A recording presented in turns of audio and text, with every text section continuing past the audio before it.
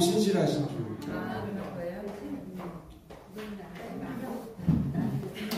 오랜만에 부른 찬양인데요. 우리 같이 한번 불러보려고 합니다.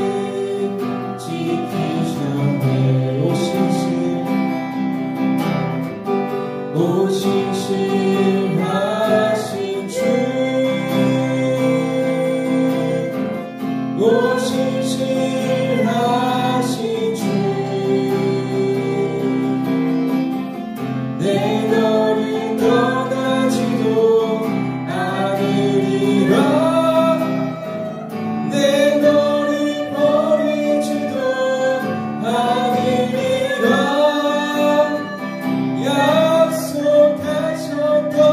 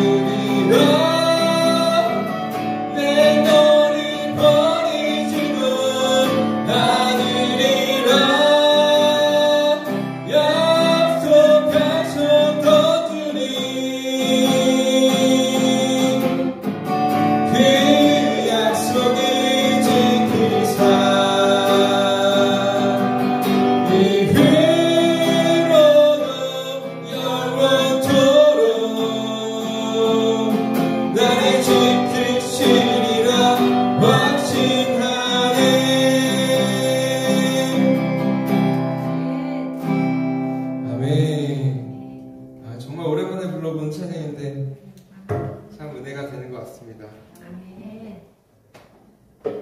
우리 다 같이 기도하시고 시작하도록 하겠습니다. 사랑과 은혜가 충만하신 주님 감사합니다. 날마다 우리와 함께 하신 주님, 지난 나날들을 되돌아보면 그 모든 것이 하나님의 은혜인 줄 믿습니다. 우리가 하나님을 잊어버리고 또한 하나님을 멀리하고 있었을 때에도 하나님께서는 우리와 함께 하셨고 우리를 붙들어 주셨음을 고백합니다. 하나님의 그 놀라운 은혜가 날마다 우리가 죽는 그 날까지, 예수님을 다시 만나는 그 날까지 늘 함께 있도록 우리와 함께하여 주시옵소서. 오늘도 하나님의 그 놀라운 동행의 은혜를 또한 되새기며 나아가고자 하오니, 하나님 말씀을 보고 또한 읽는 가운데 우리에게 말씀하시고자 하는 것들 말씀하여 주시옵소서. 지금 이 시간 함께하여 주실 것을 믿사오며 예수님의 이름으로 기도드립니다. 아멘. 오늘은 29페이지입니다. 하나님과의 동행이라는 것에 대해서 한번 살펴보고자 합니다. 먼저 동행에 앞서서 관계에 대해서 한번 생각을 해보기 원하는데요. 관계라는 게 뭘까요? 관계라는 것은 일단 성립이 되려면은 둘 이상의 존재가 있어야겠죠. 둘 이상의 존재가 서로 관련을 맺는 것, 그것이 관계라고 합니다. 하나님께서 지으신 생태계 속에 가장 대표적인 관계가 뭘까 생각을 해봤어요. 공생관계. 우리 이제 동식물들 중에서 많이 살펴볼 수 있죠. 개미와 진딧물, 그리고 악어와 악어새도 공생관계인가요? 그런 여러 가지 우리가 알지 못하는 다른 많은 생물들이 그런 관계를 맺으면서 살아가고 있는데요. 그래서 공생관계는 서로 도와가면서 살아가는 것을 말합니다. 그러면 동행은 어떨까요? 동행은 이거는 또 좀 달라요. 동행이라는 것은 둘 이상의 존재가 같이 길을 가는 것을 말한다고 합니다. 행자가 갈 행자죠. 그래서 같이 가는 것, 길을 같이 가는 것을 동행이라고 한다라고 이제 국어사전에 나와 있더라고요. 그래서 이 동행이라는 것을 생각을 해보니까 제가 가장 먼저 떠올랐던 이미지가 하나 있는데요. 그것은 뭐냐면 노년의 부부가 서로 손을 잡고 같이 길을 걸어가는 그런 한국의 그림 같은 그런 이미지가 떠올랐습니다. 그래서 그것을 생각을 해본다면 이 동행이라는 것은 인생길이라고 또 생각을 해볼 수 있지 않을까 또 생각을 해봤어요. 그래서 서로 살아가면서 한평생 서로에게 영향을 주고 또 영향을 받고 이렇게 함께 성장해가는 그런 관계, 그게 또 이제 동행에 담긴 의미이지 않을까 생각을 해봤습니다. 근데 또 여기에서 이제 이 동행은 사람과의 동행이고 하나님과의 동행은 또 다르더라고요. 이 하나님과의 동행은 상호적이기보다는 일방적이에요. 왜냐하면 하나님은 우리의 도움을 필요로 하지 않으세요. 그렇지만 우리는 하나님의 도움이 절대적으로 필요하죠. 이런 것을 봤을 때 사람과의 동행과 하나님과의 동행이 또 다르다는 것을 생각을 해볼 수 있습니다. 그렇다면 하나님은 우리의 도움이 필요하지 않으신데 왜 우리와 함께 하시려고 하실까? 사실 인간적인 생각으로는 이해가 되지가 않습니다. 이득이 되는 관계가 아니니까요. 왜 우리가 동행하실까? 그래서 이해 차원이 아니라 사랑 차원으로 접근해야 하지 않을까 싶습니다. 그래서 우리도 이제 옆에 사랑하는 사람이 있으면 사랑하니까 같이 있고 싶고 사랑하니까 같이 다니고 싶고 이게 하나님의 마음이라는 거예요. 그래서 하나님과의 동행, 하나님께서 우리와 동행하시는 이유는 우리를 사랑하시기 때문이다 하는 것을 우리가 먼저 생각을 해볼 수가 있습니다. 그래서 이런 것을 우리가 먼저 생각을 해보고 이제 우리 한번 29페이지 한번 살펴보도록 하겠습니다. 우리 시작하며 하나님은 이렇게 쭉 있는데요. 우리 같이 한번 읽어볼까요? 하나님은 당신과 시작. 하나님은 당신과 함께 하십니다. 당신과 늘 교제하면서 당신을 통해 일하기를 원하십니다. 올바른 믿음 생활은 하나님과 동행하는 가운데 쓰임받는 삶입니다. 하지만 우리는 하나님과 친밀한 사귐 없이 지낼 때가 자주 있습니다. 함께 하시는 하나님을 무시하고 살아가기도 합니다. 당신은 하나님과 매일 교제하고 있습니까? 범사의 하나님을 의지하고 있습니까? 하나님과 동행하는 자는 매 순간 모든 일에 하나님 인도를 받으며 살아갑니다. 아멘. 여기 중간에서 우리는 하나님과 친밀한 사귐 없이 지낼 때가 자주 있습니다. 함께 하시는 하나님을 무시하고 살아가기도 합니다. 우리의 삶을 되돌아보면 그런 모습들이 있죠. 왜 우리가 그러한 모습이 있을까요? 저 스스로를 되돌아봤는데 제가 동행이라는 거에 대해서 깊이 알지 못했기 때문이지 않을까 싶었습니다. 그래서 이 동행이라는 거에 대해서 우리가 말씀을 통해서 한번 같이 살펴보기 원합니다. 살펴보기 전에 우리 도입 질문이 있는데요. 우리 같이 한번 읽어볼까요? 시작. 당신은 하나님과 동행하고 있습니까? 함께 하시는 하나님과 늘 교제합니까? 스스로에게 한번 질문을 해보시겠어요? 나는 하나님과 동행하고 있나? 나의 일주일간의 삶 가운데 하나님을 생각하고 말씀을 얼마나 떠올릴까? 예전에 저는 이런 생각을 한 적이 있습니다. 뭔가 이제 나는 참 하나님과 동행을 많이 안 하는 것 같은 그런. 근데 이제 문득문득 또 생각을 해보니까 생각은 했어요. 하나님 생각하고 하나님이랑 대화하고 기도하고 말씀 생각하고 보고.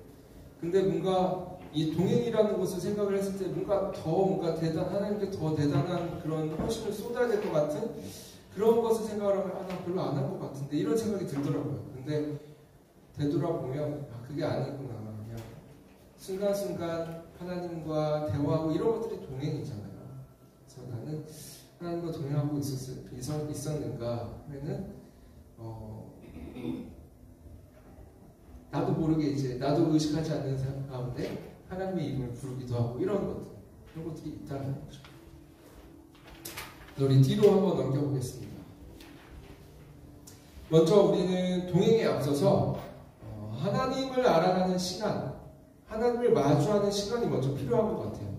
이제 이 동행이라는 것을 하기 위해서 내가 함께 가는 분을 먼저 알아야 되잖아요. 그래서 이분을 어떻게 알아갈 수 있을까? 그것은 바로 기도의 교제라는 것입니다. 기도를 통해서 우리는 하나님을 알아갈 수가 있어요. 그래서 우리가 이것을 대표적으로 누굴 통해 알 수 있냐면 바로 예수님을 통해 알 수 있습니다. 예수님께서 하나님과 개인적으로 만나는 시간을 많이 가지셨죠. 그래서 마가복음 1장 35절 우리 같이 한번 읽어볼까요? 시작. 새벽 아직도 밝기 전에 예수께서 일어나 나가 한적한 곳으로 가사 거기서 기도하시더니. 기도하시더에서 끝난 줄 알았어요. 기도하시더니. 예수님께서는 새벽 아직도 밝기 전에 하나님을 만나는 시간을 가지셨어요. 그리고 한적한 곳에 가셨습니다. 근데 제가 이 말씀 구절을 전에 읽었을 때는 그냥 뭔가 좀 당연한 것으로 여기고 넘어갔던 것 같아요. 근데 제가 이것을 또 준비를 하면서 다시 읽어보니까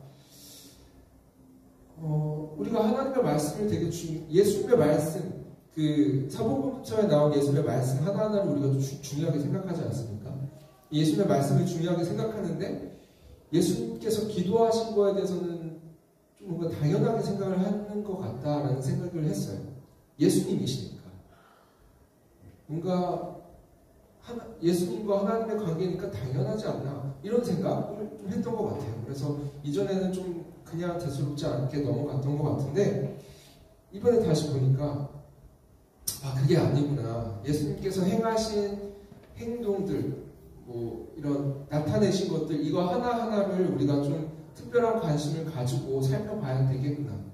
예수님께서는 왜 그러셨을까? 이런 것을 생각을 해요. 그래서 해도 되고 안 해도 되고가 아니고, 그리고 또 예수님이시니까 하신 것도 아니라는 거예요. 그래서 이런 거, 예수님께서 이제 기도하신 것을 통해서 우리가 알 수 있는 것은 반드시 필요한 것이기 때문에 하신 거구나. 반드시 필요한 것이기 때문에 하신 것이고, 그렇다면 우리도 해야 되는 거구나 라는 것까지 제가 결론에 다다를 수 있었습니다. 그래서 우리가 하나님에 대해서 알아가기 위해서는 먼저 우리가 기도의 교제를 해야 된다라는 것이죠. 우리 초록색 네모박스 있는데요. 한번 쭉 읽어보도록 하겠습니다. 하나님과의 깊은 교제. 시작! 하나님과의 깊은 교제를 위해 당신은 매일 하나님과 개인적으로 만나는 경건의 시간을 가져야 합니다. 가능하다면 아침 첫 시간에 말씀과 기도로 하나님을 만나십시오. 이런 정기적인 교제의 시간이 있을 때 당신은 하나님을 더 깊이 알아가게 됩니다. 이로부터 우리는 하나님의 능력을 덧입고 세상에서 승리하게 됩니다. 매일 첫 시간을 주님과 함께하는 것은 당신의 신앙 성장을 위해 매우 유익한 습관입니다. 뭔가 우리가 다 알고 있는 내용이죠. 기도를 통해서 하나님과 개인적인 친밀한 시간을 갖는 것. 근데 아침에 하기가 쉽지 않아요. 저도 아침에 일어나서 준비하고 오는 것이 이제 분주하기 때문에 이런 시간을 갖기가 쉽지가 않더라고요. 그래서 저도 아내랑 얘기를 한 게 하루의 시작과 끝을 하나님, 예수님께 먼저 기도하고 시작해야 되는데 참 우리가 그러지 못하는 것 같다. 우리가 짧게라도 같이 기도하고 시작하자. 그렇게 얘기는 했는데 아직 노력하고 있는 중이에요. 잘 되진 않습니다. 그리고 또 이제 여러 가지 신앙서적을 보면 이런 시간을 갖는 것이 유익하다고 얘기를 많이 하죠. 어떤 분들은 아침이 안 되면 저녁에 이런 시간을 가져라 이렇게 얘기를 하기도 하시는데 정 안 되면 그런 시간을 가져야 되겠지만 그럼에도 아침에 하는 시간이 가장 좋다고 합니다. 왜냐하면 우리가 눈 떴을 때 내 시간을 먼저 하나님께 드리고 내가 먼저 하나님을 마주하면 뭔가 내 삶의 시작부터가 달라지기 때문에 뭔가 다르지 않을까. 다르지 않을까가 아니라 다르죠. 그래서 아침에 그런 시간을 우리 결단하고 갖게 되길, 그렇게 노력하길 소망합니다. 그래서 우리가 이렇게 동행하기에 앞서서 하나님과 기도로 이제 친밀한 교제를 갖고 하나님과 동행을 하게 되는데, 근데 여기서 또 중요한 게 있습니다. 뭐냐면 하나님과 동행함에 있어서 조건이 있어요. 어떤 조건이냐면 순종이라는 것입니다. 그 다음에 보면 순종과 동행이 있는데요. 요한복음 8장 29절에 따르면 하나님은 예수님과 늘 함께 하셨습니다. 해서 밑에 구절이 있습니다. 우리 같이 한번 읽어보도록 하겠습니다. 시작! 나를 보내신 이가 나와 함께 하시도다. 나는 항상 그가 기뻐하시는 일을 행함으로 나를 혼자 두지 아니하셨느니라. 아멘. 하나님께서는 예수님과 함께 하시면서 혼자 두지 않으셨다라고 얘기를 하십니다. 하나님께서 혼자 두지 않으신 이유는 무엇일까요? 이 구절 안에 정답이 있습니다. 그가 기뻐하는 일을 행함으로 라는 것이죠. 결국에는 말씀에 순종하는 것이라는 거예요. 말씀에 순종했을 때 하나님께서 기뻐하시고 하나님께서 우리를 혼자 두지 않으신다라는 것이죠. 근데 여기에서 말씀의 순종이라는 것은 율법적인 행위의 순종이 아닙니다. 우리가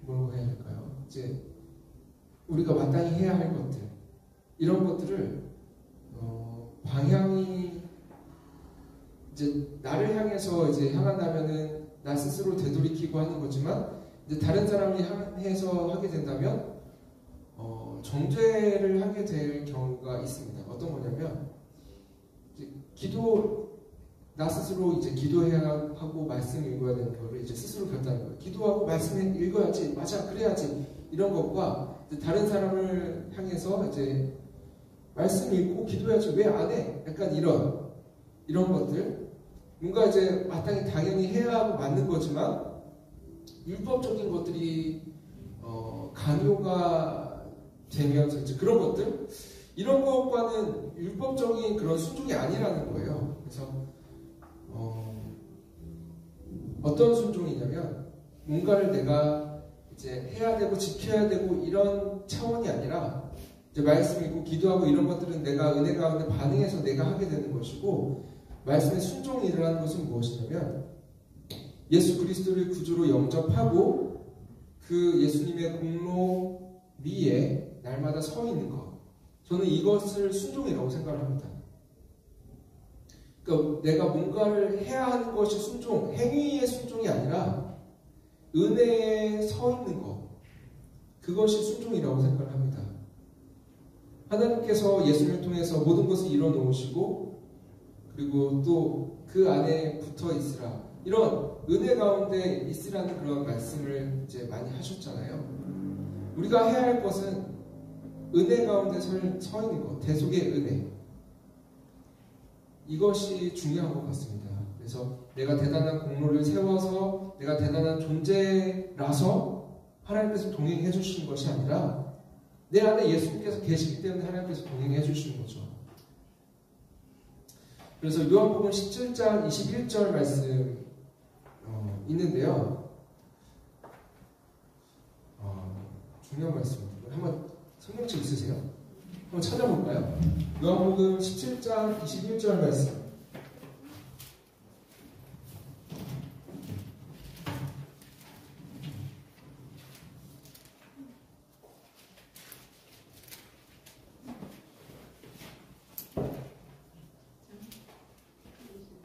요한복음 17장 21절 말씀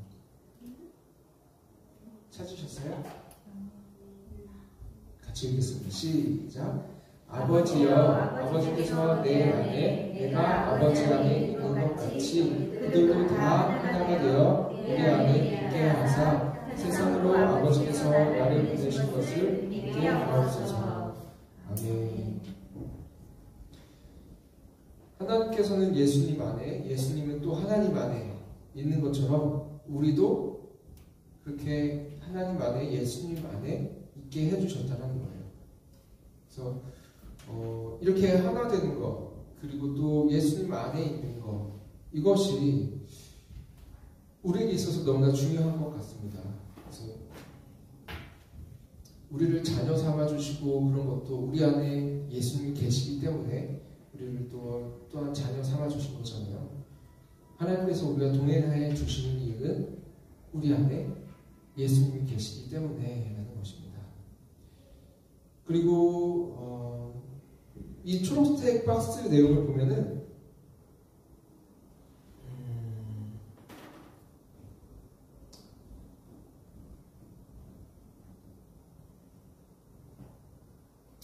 한번 쭉 읽어볼까요? 우리 같이 읽겠습니다. 시작. 당신은 하나님. 시작. 당신은 하나님이 기뻐하시는 일을 행해야 합니다. 하나님의 말씀에 늘 순종하며 살아가야 합니다. 그럴 때 하나님은 당신과 함께 하시며 당신을 통하여 친히 일하십니다. 만일 당신이 하나님의 말씀을 거역하고 죄를 짓는다면 당신을 사용하지 않으십니다.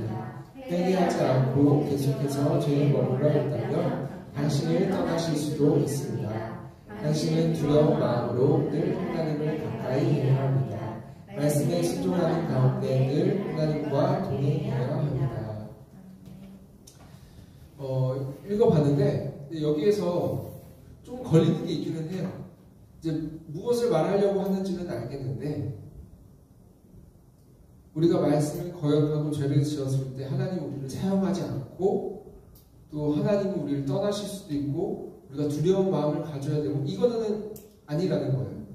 이건 아닙니다. 왜냐하면 우리가 경외하는 것은 맞지만 하나님께 뭔가 우리가 이렇게 하지 않으면 하나님이 우리에게 벌을 주실 거야 이런 것은 율법적인 생각이에요. 행위적인 것이고 이걸 안 하면은 하나님이 떠나시는 것 약간 이런 거니까 율법적이고 행위적인 것이기 때문에 이거는 아니고 어떤 말을 하려고 하는 것은 알겠는데 여기 우리가 어떤 것이냐면 날마다 은혜 가운데 서 있는 것 내가 내 행위로 내 노력으로 하려고 하는 것이 아니라 예수님의 공로 위에 서 있는 것 그것이 중요하다는 거예요.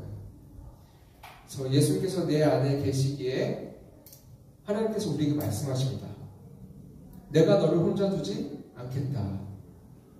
이것은 그냥 단순히 동행과는 조금 달라요. 그냥 동행 손잡고 가는 이런 차원이 아니라 하나님의 강한 의지입니다. 내가 너를 결코 혼자 두지 않겠다.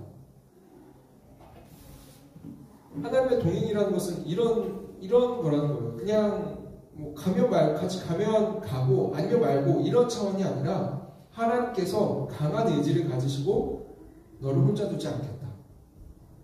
하나님의 동행은 이런 것입니다. 그렇다면 하나님께서 우리가 동행을 해주셨을 때 우리에게 어떤 일들이 일어나게 될까요? 그것을 뒤에 쭉 살펴보기 원하는데 먼저 첫째로 안전입니다. 동행과 안전. 우리 시편 23편 4절 말씀 있는데요. 우리 같이 한번 읽어보도록 하겠습니다. 시작! 내가 사망의 음침한 골짜기로 다닐지라도 해를 두려워하지 않을 것은 주께서 나와 함께 하시니라. 아멘. 이 고백은 다윗의 고백이죠. 숱한 고난과 역경을 겪었던 다윗의 고백. 우리가 이것은 다 알아요. 알고 있는데 사실 생각한 것만큼 잘 와닿지는 않습니다. 왜냐하면 여기에 나오는 사망의 음침한 골짜기가 우리는 뭔지 잘 모르기 때문에 이 사망의 음침한 골짜기가 뭐냐면 이스라엘에 있는 지형입니다. 우리나라에는 없는 지형이에요. 이게 뭐냐면 이스라엘에 이제 광야가 펼쳐져 있잖아요. 그리고 그 광야에 이제 절벽으로 이루어진 그런 깊은 골짜기 같은 것들이 많이 있대요. 그리고 그곳에 들어가면 대낮이라 할지라도 캄캄하다고 합니다. 내부가 어둡습니다. 그래서 양들을 이끄는 목자들은 이제 양들에게 풀을 먹이고 물을 먹이기 위해서 그 골짜기를 지나가야 하는데 그 골짜기를 누가 이제 숨어 있냐면 맹수 그리고 도적들 거기에서 숨어서 이제 양들을 잡아먹고 또 양탈을 하기도 하고 한다고 합니다. 실제로 많이 그런 일들이 있었대요. 그렇기 때문에 이제 목자들이 양들이 이끌고 그곳에 지나갈 때 항상 두려운 마음에 지나갈 수밖에 없는 거죠. 무슨 일이 벌어질지 모르는 거예요. 그곳에 들어가. 근데 양들을 먹이기 위해서 갈 수밖에 없는. 그래서 긴장을 늦출 수가 없는 그런 상황인데 근데 다윗은 그런 상황 가운데 두려워하지 않겠다 고백을 합니다. 왜냐하면 주님께서 나와 함께 하시기 때문이다. 뭔가 좀 다윗의 고백이 좀 더 와닿지 않으십니까? 우리 초록색 박스 같이 읽어보도록 하겠습니다. 인생은 시작. 인생은 작은 배를 타고 바다를 항해하는 것과 같습니다. 늘 요동하는 세상 속에서 당신은 끊임없이 불안과 염려에 사로잡히기 쉽습니다. 하지만 하나님이 함께 하실 때 당신은 두려워할 필요가 없습니다. 전능하시며 세상보다 크신 하나님이 당신을 지키시고 인도하시기 때문입니다. 세상의 그 무엇도 하나님이 함께 하시는 당신을 넘어뜨릴 수 없습니다. 당신은 언제 어디서나 항상 안전합니다. 뭔가 가장 마지막 문장이 와닿는 것 같아요. 당신은 언제 어디서나 항상 안전합니다. 너무 와닿습니다. 우리 뒤로 넘겨서 하나님께서 우리와 함께 하실 때, 동행해 주실 때 어떤 일들이 일어나는가? 두 번째입니다. 바로 복입니다.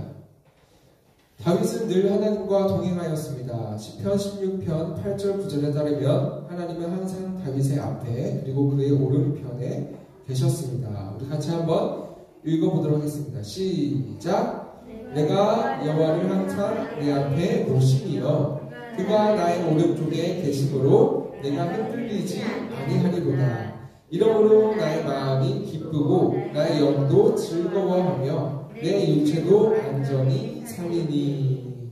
아멘. 여기에서 다윗이 8절에 고백했던 내용이 뭐냐면 흔들리지 않고 기쁨과 즐거움 가운데 안전히 살 것이다, 이렇게 고백을 합니다. 그러면서 다윗이 언급한 것이 무엇이냐면 마음, 영, 육체, 이 세 가지를 언급을 했어요. 저는 이것을 보면서 무엇을 떠올렸냐면 요한 3서 1장 2절이 떠올랐습니다. 사랑하는 자여 내 영이 잘됨 같이 내가 범사에 잘되고 강건하기를 내가 간구하노라. 우리가 잘 아는 삼중 축복이죠. 영혼과 범사에 잘됨, 그리고 강건함의 축복. 이 축복, 이 세 가지 축복, 뭔가 우리의 모든 것이죠. 영혼과 범사와 강건함, 이 모든 것 가운데 하나님의 축복이 함께한다라는 것입니다. 무엇으로 인해서? 하나님께서 동행하심으로 인해서라는 것이죠. 그래서 이렇게 하나님의 동행은 우리에게 놀라운 축복을 가져다 줍니다. 초록색 박스, 우리 두 번째 줄부터 그런 하나님을 같이 한번 읽어보도록 하겠습니다. 시작! 그런 하나님을 믿고 의지했기 때문에 다윗은 위험 속에서도 평화 가운데 흔들리지 않았습니다. 환난 속에서도 기쁨이 충만했습니다. 평안과 기쁨은 하나님이 함께 하시는 자들에게 약속된 복입니다. 네, 우리에게 약속된 복이라는 거예요. 하나님께서 함께 하시는 자들에게 약속해 주신 놀라운 축복. 자, 그렇다면 하나님의 동행으로 인해서 우리에게 일어나는 일 세 번째입니다. 바로 형통입니다. 동행과 형통. 창세기 39장 2절 3절을 읽으십시오. 요셉은 애굽 사람에게 팔려가 종이 되었습니다. 하지만 하나님은 요셉과 함께 하셨습니다. 우리 같이 한번 읽어보도록 하겠습니다. 시작! 여호와께서 요셉과 함께 하심으로 그가 형통한 자가 되어 그의 주인 애굽 사람의 집에 있으니 그의 주인이 여호와께서 그와 함께 하심을 보며 또 여호와께서 그의 범사에 형통하게 하심을 보았더라. 아멘.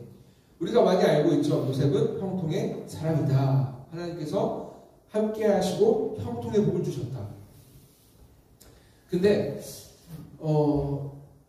우리가 조금 더 깊이 들어가 보기 원합니다. 어떤 거냐면 하나님의 형통은 그냥 나만 깨닫는 것이 아니에요. 아, 내가 형통하구나, 이게 아니라 주변 사람들이 깨닫게 되는 형통입니다. 아, 저 사람은 하나님께서 함께 하시니까 형통해. 저 사람 참 형통한 사람 같아. 잘 되네, 뭐든지. 이렇게 하나님의 형통은 이런 거라는 거예요. 다른 사람들이 깨닫게 되는 형통. 근데 다른 사람들이 깨닫게 되기 위해서는 그냥 일반적인 형통이어서는 안 돼요. 우리의 생각을 뛰어넘는 그런 놀라울 정도의 형통이어야 한다는 거예요. 그냥 단순한 아, 이거 잘 됐어, 이게 이런 차원이 아니라 와, 진짜 저 사람은 뭔가 말을 잇지 못할 정도로 아, 진짜 저 사람은 다르다. 뭔가 이러한 형통이 하나님의 형통이라는 것입니다. 그래서 이러한 형통이 무엇을 통해 주어진다? 바로 하나님이 동행하심으로 우리에게 주어진다는 것입니다. 그래서 우리 초록색 박스 쭉 처음부터 읽어보도록 하겠습니다. 시작! 하나님이 함께 하실 때 당신은 범사에 형통하게 됩니다. 역경 속에서도 하나님은 당신을 지키시며 모든 것이 하여 선을 이루게 하십니다. 그로 인하여 세상 사람들은 하나님이 당신과 함께 하시고 범사에 형통하게 하시는 것을 보게 됩니다. 하나님은 당신의 삶을 통하여 세상에 나타내 보이십니다. 하나님과 동행하는 세상에서 영광을 받으십니다. 아멘. 이런 놀라운 형통이 우리에게 주어진다는 거예요. 하나님의 동행은 우리에게 참 놀라운 일들을 일어나게 합니다.